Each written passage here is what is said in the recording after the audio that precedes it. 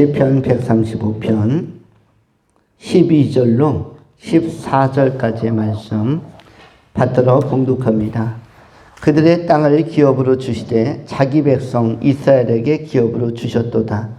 여호와여 주의 이름이 영원하시나이다. 여호와여 주를 기념함이 대대에 이르리이다.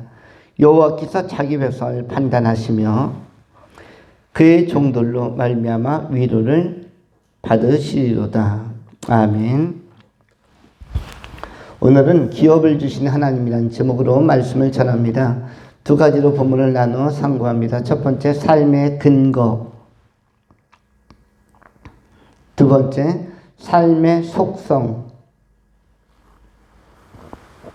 먼저 생각하는 것은 삶의 근거에 관한 말씀입니다.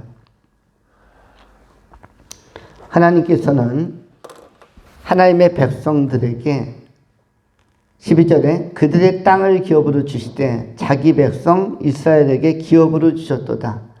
기업이란 말이 두 번 나오고 자기 백성이라는 표현이 또한 나오고 있습니다. 14절에도 여호와께서 자기 백성을 판단하시며 그의 종들로 말미암아 위로를 받으시리로다. 하나님은 자기 백성을 선택하셨습니다. 자기 백성은 구약 성경에서는 이스라엘로 지칭이 되는 야곱의 계열을 자기 백성으로 세우셨고 그들은 이스라엘로 유다로 번성하면서 하나님을 섬기고 높이는 그런 부류의 족속이 되었습니다. 오늘날 이 시대에 주목해서 볼 세계의 국가는 이 시대의 자기 백성 하면은 물론 모든 믿는 사람들이지만 모든 거듭난 예수를 영접한 사람들이 자기 백성이지만 국가로 구태여 이야기하면 이스라엘, 미국, 대한민국 세 나라를 주목해서 보면 역사의 마지막까지 하나님의 인도하심을 어느 정도 감지할 수가 있습니다. 물론 역사에 열국이 많고 400여 나라가 있고 많은 대륙이 있지만 그리고 강대국들도 있고 유력한 국가들도 있지만 그러나 하나님이 자기 백성이라고 지칭할 만큼 표현할 만큼의 국가는 이스라엘, 미국, 우리 대한민국이 그 범주에 들어갈 것입니다.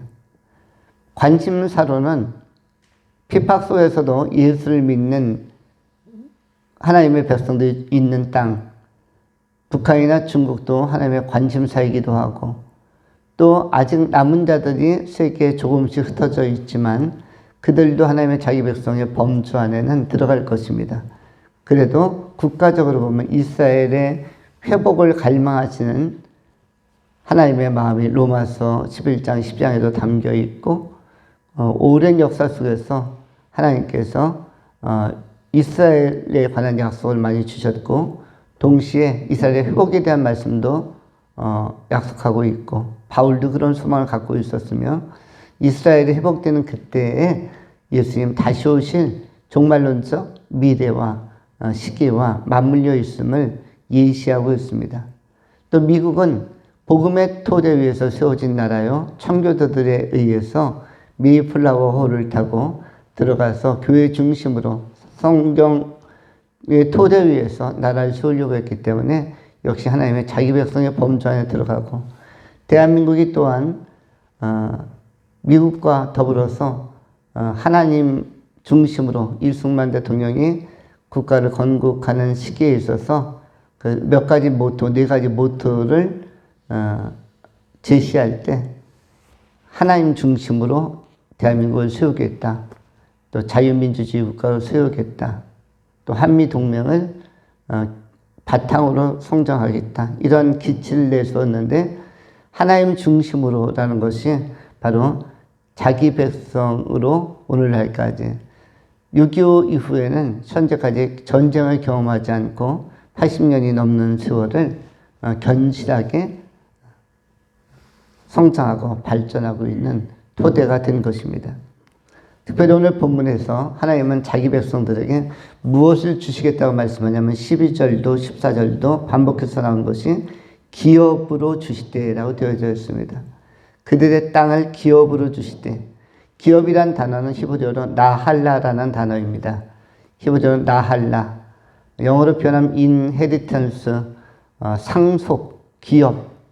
아주 중요하고 가치 있는 것을 그 다음 세대라든지 또 하나님의 정신을 이어받을 자들에게, 남은 자들에게 하나님께서 상속으로 기업으로 주는 것, 인헤리턴스, 나할라, 이런 것들이 바로 하나님께서 약속하신, 하나님께서 이 땅을 살아가면서 생존 세계에서 꼭 필요하다고 생각하기 때문에 주시는 것이, 물려주는 것이 기업인 것입니다.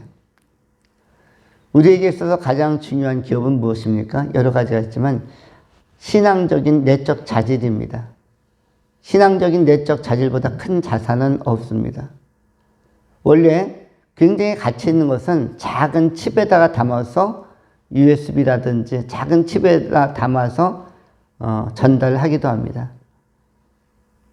굉장히 매우 중요한 것은 큰 것이 아니라 작은데 거기에 비밀 문서라든지 비밀 정보라든지 이런 것들로 인해서 또 우리도 때로 피를 추출해서 건강 상태를 보고 또 뭐 여러 가지 혈액형도 검사하고 그럴 때 몇 방울 안 뽑지만 그 안에 많은 유전자들과 분석할 만한 다양한 세포 내에 속한 여러 가지 형질들과 또 구성 요소를 파악할 수 있는 것처럼 작지만 작은 것 안에 큰 것이 들어가 있는 것입니다.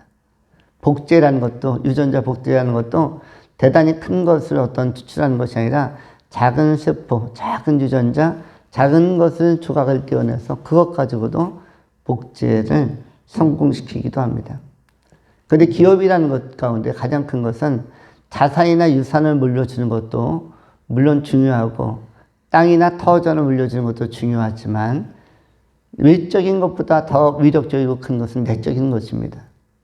우리가 우리 주변이나 우리에게 영향을 받는 사람들이나 아니면 자녀의 세대나 후대에게도 외적인 것을 물려주는 것은 약간의 위로입니다. 이것은 그들이 관리를 잘하면 유지가 되는 것이고 관리를 못하면 물려주었으나 그러나 그것이 허망하게 날아갈 수도 있는 것입니다. 그런데 내적인 신앙은 제대로 물려주면 그들을 견고하게 하고 그들이 약할 때 강하게 하고 그들이 버거울 때 의지하게 하고 넘어졌을 때 다시 일어나게 하는 굉장히 강한 자산과 동력이 되는 것입니다. 우리는 믿음의 선배였던 엘리야도 외적인 요소로 일어난 것이 아니라 내적인 하나님의 격려로 하나님을 바라보는 믿음 가지고 일어났고 모세도 마찬가지입니다. 미디안 광야에 나갔을 때 그가 외적인 건 다 잃어버리고 미디안 광야로 나간 것입니다. 그런데 내적으로 하나님을 경외하는 마음이 이 믿음이 모세를 다시 세우게 된 것이고 믿음의 사람들은 모두 다 이 내적인 동력, 내적인 자산, 내적인 기업, 이 나할라를 가지고 그것이 지팡이가 되고 그것이 그들의 삶의 토대가 되고 반석이 되고 주춧돌이 되고 기업이 되어서 일어나게 되는 것입니다. 이 세상은 우리 하나님께서 중심을 보시면서 끝까지 검증하는 무대로 삶을 허용하고 있습니다. 우리는 우리가 호흡하고 있는 지구촌 안에 있는 공기라는 특별한 대기를 호흡하며 흡입하면서 살고 있습니다. 놀라운 것은 사람은 산소를 마시며 산다고 생각하지만 공기 안에는 산소만 있습니까? 질소도 있고 탄소도 있고 세균도 있고 먼지도 있고 여러 가지가 우리의 호흡기 안에 들어옵니다. 특별히 요즘같이 4월, 5월 달은 바람도 불고 황사까지도 같이 우리가 호흡할 때마다 우리의 심장 깊이까지 들어옵니다. 산소만 들어오는 게 아닙니다.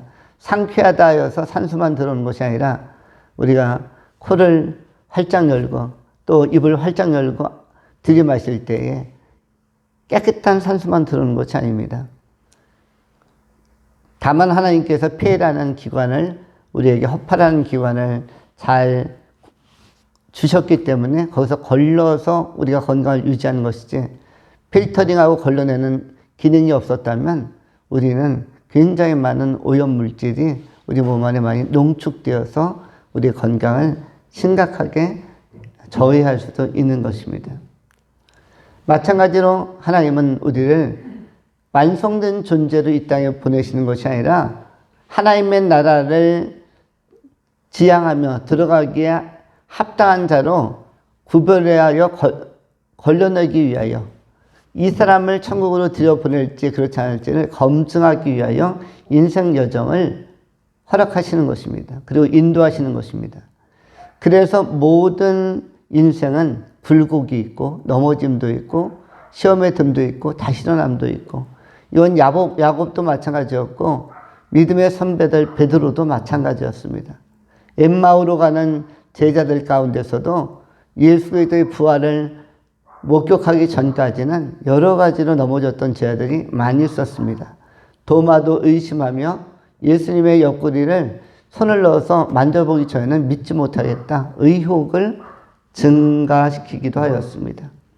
이 세상은 선과 악이 공존하고 있습니다.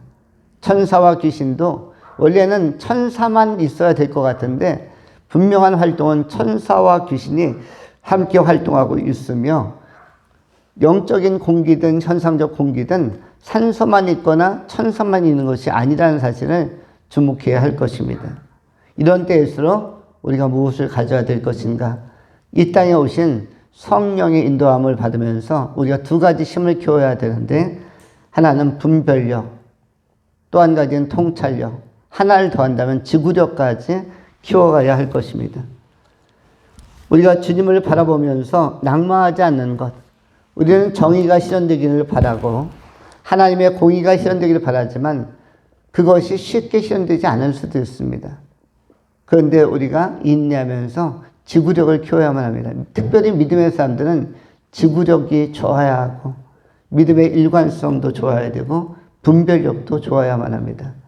분별력이나 통찰력은 사람의 힘으로, 사람의 지혜로 오는 것이 아니라 하나님을 경외하는 마음 속에서 성령의 인도함을 받아야만 분별력과 통찰력이 올 수가 있습니다. 어느 시대보다 분별력과 통찰력이 있어야만 좋은 리더십을 가지고 우리 자신을 지탱하고 우리 자신의 균형을 잘 잡을 수 있고, 또 발전적인 미래를 향하여 미래지향적으로 정진해 갈 수가 있는 것입니다. 분별력과 통찰력은 영적인 안목, 이른바 영안이 열려질 때 이런 힘들이 주어질 수가 있습니다. 우리가 조금 더 기도해야 되는 것, 많은 사람들이 기도를 쉬는 때, 많은 사람들이 영적으로 침체되었을 때, 그때가 우리가 깨어나야 할 때요, 우리가 시작해야 할 때입니다. 이 세상에 보편적 원리, 절대 불변의 사실이 있는데 모든 것 가운데 가장 늦다고 생각할 때 시작하면 결코 늦지 않다는 사실입니다. 가장 늦었다고 생각하는 그 시간은 늦은 시간이 아닙니다. 학생들이 나는 공부하기 너무 늦었어, 이런 생각을 하지 않고 그런 생각이 들 때 공부를 시작하는 학생은 결코 늦지 않았습니다. 그 나이에 관계없이. 인생에서도 마찬가지고 신앙에서도 마찬가지입니다. 나의 신앙은 더 이상 좋아지기가 어려워 라고 생각하는 그 순간에 다시 한번 결단하고 다니엘처럼 뜻을 정하여 때로는 기도와 금식으로 하나님께 나간다면 늦었다고 생각하는 그때가 결코 늦은 때가 아니라 삶의 미래를 축복하는 새로운 분수령, 새로운 계기, 새로운 전기, 도약의 시간이 되는 것입니다. 야곱의 회심도 마찬가지입니다. 야곱은 나이가 굉장히 많았을 때에 이미 가정을 이루었고 아내들이 있었고 자녀가 있었을 그때에 형 에서를 만나게 되어집니다. 그때까지 야곱은 갖은 술수를 써서 부를 모았고 자산을 축적했고 양떼와 소떼를 많이 획득을 했습니다. 에서는 항상 큰 부담이었습니다. 근데 그 형과의 만남이 약복강 나루터에서 이루어졌을 때 너무 두려움에 떨다가 야곱이 그때 한 결단이 있습니다. 그것은 회개였습니다. 하나님의 천사가 나타나서 씨름을 청했을 때 야곱이 씨름을 피하지 않고 씨름에 결국은 져서 환도뼈가 위골되는 사태가 발생했음에도 불구하고 야곱은 기도하기를 주저하지 않았고, 가장 늦었다고 생각할 때 그 시간에 기도했고, 가장 타이밍이 안 좋다고 생각할 때 회개하기 시작했고, 그리고 호세아서에 의하면 야곱은 이때 울며 축복하기를 항복하면서 기도했다라고 기록하고 있습니다.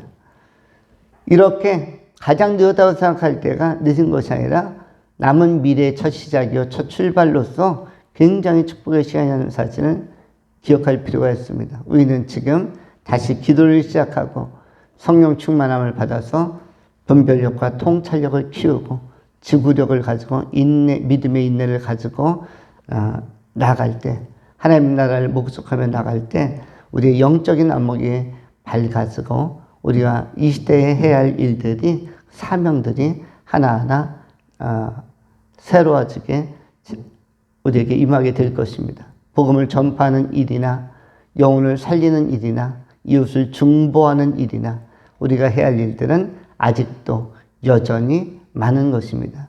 그리고 우리 주의 성령께서 함께 하실 때 우리는 다시 한번 쓰임받을 수 있는 것입니다. 우리 개인도 가정도 교회도 다시 한번 귀하게 쓰임받는 귀한 도약의 시간들이, 그런 전환의 계기들이 주어질 수 있기를 축원합니다. 두 번째로 삶의 속성에 관한 것입니다. 우리의 모든 기업과 우리의 자산은 내적인 신앙, 주님 앞에서의 결단 안에 있다면 삶의 속성은 우리 안에 몇 가지로 나타나는데, 우리 하나님께서 우리에게 원하는 속성은 한 서너 가지로 정리할 수가 있습니다. 첫 번째는 목적성입니다. 나는 무엇을 위하여, 무엇을 목적으로 살고 있는가? 내가 일하는 이유, 내가 밥을 먹는 이유, 내가 운동하는 이유, 내가 잠을 이유는 어떤 목적성 속에서 무엇을 목적하고 있기 때문에 빚어지는 그러한 과정인가, 절차인가. 또 한 가지는 지향성입니다. 나는 이 땅을 사는 동안 어떠한 지향성을 가지고 무엇을 바라보면서 살 것인가. 목적성이 천국, 예수 믿고 구원이라면 지향성이라는 것은 우리를 견고하게 세워지는, 흔들리지 않게 세워지는 가치에 관한 것들입니다. 내가 가장 가치 있게 생각하는 것은 무엇이며 나를 견고하게 흔들리지 않게 반석 위에 세워놓는, 내가 크게 요동치 않게 하는 그러한 지지대, 지침들은 무엇인가? 그런 반듯한 신념체계는 무엇인가? 이것이 지향성인데, 흔들리지 않는 신념으로, 흔들리지 않는 이런 반듯한 자세로 우리가 나가야 하는데, 이러한 것들이 탄탄하면 삶은 안정성을 가져오게 되어집니다. 또 한 가지는 지속성입니다. 우리가 무엇을 하든지 우리가 하는 분야, 마음먹은 분야를 지속적으로 하는 것이 중요합니다. 성경 읽기든 성경 암송이든 기도든 아니면 여러분이 어떤 전공 분야의 공부를 하든 영어를 공부하든 복음을 전하든 지속성이 중요한 것입니다. 또 여러분에게 있어서 개별적으로 세상 속에서 어떤 전문적 업무를 하기 위해서도 전문성을 키워나갈 필요가 있는데, 그때 필요한 학습에 관한 것도 역시 지속성이 필요하고, 운동을 통해서 건강한 몸을 만드는 것도 한 번 가끔 운동해서 되지 않고 지속성이 꼭 필요한 것입니다.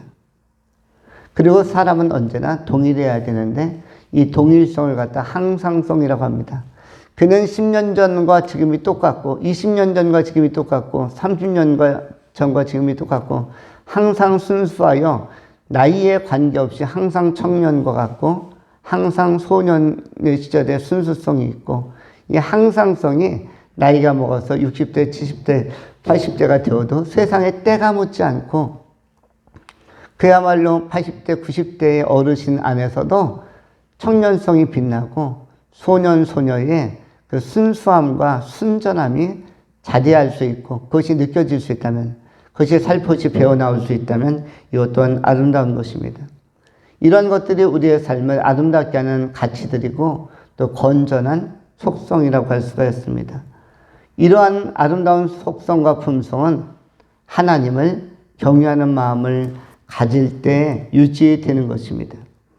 우리 하나님께서는 하나님의 백성들에게 이런 것들을 허락하실 뿐만 아니라 하나님의 백성들이 이런 것들을 유지하고 있을 때 무엇을 받으신다라고 14절에 말씀합니까? 위로를 받으신다고 말씀합니다. 14절 여호와께서 자기 백성을 판단하시며 그의 종들로 말미암아 위로를 받으시리로다. 위로를 누가 받습니까? 그 종들이 백성들이 받는 게 아니라 누가 받습니까? 하나님 자신이 받는 것입니다. 하나님은 지금도 사람을 찾습니다. 당대에 순전한 사람, 예레미야 시대에도 공의와 진리를 구하는 사람을 찾으셨고 소돔과 고모라의 멸망 앞에서 심판 앞에서 아브라함에게 이 성읍을 도와다니면서 의인을 찾으라. 의인 50명을, 45명을, 40명을, 30명을, 20명을, 10명을 의인 한 명이라도 찾으라고 말씀하셨습니다. 하나님께서는 사람을 찾으시는데 자기 백성을 찾는 것입니다. 정말 하나님을 경외하는 마음을 가진 동일성을 가지고 항상성을 가지고 하나님을 언제나 순전하게 바라보는 사람을 발견할 때 하나님이 위로를 얻는 것입니다. 보람이 있다. 참 기쁘다. 하나님은 세상에 어떤 일을 통해서 영광 받으시겠습니까? 세상에 어떤 큰 사건을 통해서 영광 받지 않습니다.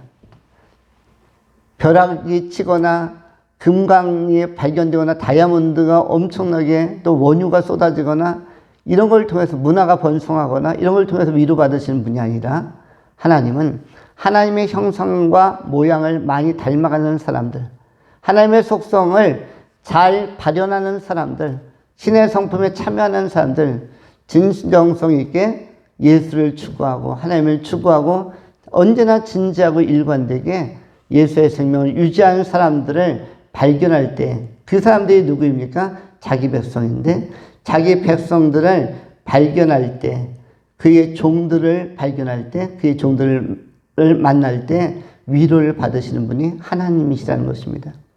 우리는 하나님에게 힘을 드리는 사람이 되어야 할 것입니다. 우리도 우리가 사랑하는 사람들을 통해서 힘을 얻기도 합니다. 목사님들이 가장 힘을 얻는 것도 역시 성도 한 분 한 분이 좋은 믿음을 가질 때, 영적으로 깨어있을 때, 영적으로 성령 충만할 때, 영적으로 예수님을 잘 닮아갈 때 가장 보람을 느끼는 것입니다. 그런가 하면은 너무너무 세속적으로 또 세상적으로 또 수박 겉핥기로 대충 신앙생활을 하면은 그게 가장 속상한 것입니다. 사람이 많이 모여 있어도 단 한 명도 하나님을 경외하는 사람이 보이지 않을 때, 발견되지 않을 때, 다 딴청 피울 때, 이때 마음이 아픈 것입니다. 그러나 한 사람 한 사람의 눈빛이 살아있고, 한 사람 한 사람이 예수에게 집중하고 예수 지향성을 가지고 참 그리스도의 향기를 발산하는 삶으로 살고자 하는 것이 느껴지고 발견될 때 참 보람을 느끼는 것입니다.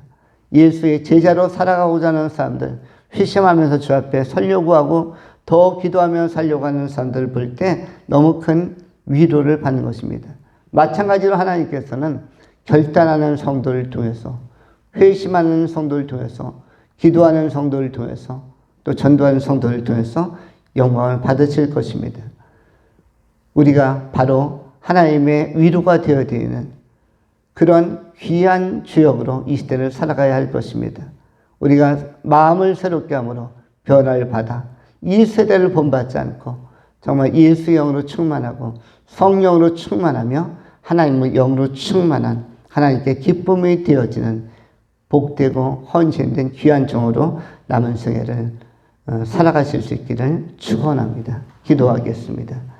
할렐루야. 자비하신 하나님, 오늘 삶의 근거가 되신 우리 하나님에 대한 믿음, 또 우리 주 예수 그리스도에 대한 신앙적 고백을 우리가 점검하였고, 또한 삶의 속성으로서 우리가 변함없이 항상 지속적으로 주님을 높이는 건전하고 건강한 그리스도의 성품을 지닌 사람으로서의 삶을 또 우리가 확인하였나이다. 우리 하나님께 위로가 되어드리는, 우리 하나님의 기쁨이 되어드리는 하나님의 친백성, 자기 백성, 하나님의 신실한 종들이 다 되게 하여 주시옵소서. 이 민족 가운데, 또 우리 삶의 공동체 가운데 이런 하나님의 기쁨과 위로가 되어드리는 그런 복된 성도님들이 많이 세워지게 하여 주시옵소서. 우리 구주 예수 그리스도 이름으로 축복하며 기도하옵나이다. 아멘.